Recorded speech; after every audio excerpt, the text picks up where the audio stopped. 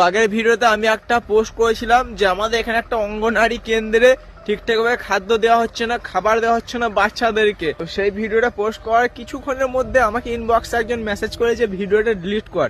আমি তার personal details share করতে চাইছি না। তো তোর দম থাকলে আমার কিছু করে দেখা, আমি ভিডিও ডিলিট করবো না। তুই যত বড় নেতা কেতা হয়ে যা, আমি ডিলিট করবো না। ভারতীয় সংবিধানের ধারা অনুযায়ী আমি প্রশ্ন তুলতে পারি, আর এরকম কারাপশন করলে না আমি প্রশ্ন তুলে যাবো, তাদের যা হবে হবে আমার। আর যদি তুই ভাবিস না যে থানা পুলিশ এসব ক্ষমতার জোরে নিয়ে চলে আসবি, কিচ্ছু আমার করতে পারবি না। কারণ ভারতীয় সংবিধানের ধারা অনুযায়ী না আমি প্রশ্ন তুলতে পারি, আর কোনো এভিডেন্স ছাড়াই আমাকে অ্যারেস্ট করে নেবে কেউ, ওই ঠেটটা না আমাকে মারিস না। যে জায়গায় আছিস সেই লেভেলে থাক। তোর থেকে না ভালো মানুষের সাথে আমার পরিচয় আছে। ছোটখাটো চামচা নেতা যেগুলো আছিস না, নিজেদেরকে একটু কুল ভাবিস না, লেভেল আয় ঠিক আছে। যেই মানুষগুলো তোর পাশে 2-4 মিনিট করে থাকে না, তার থেকে বেশি মানুষ আমাকে ভালোবাসে, প্রতিদিন প্রতিনিয়ত আমার সাথে পরিচয় হয়।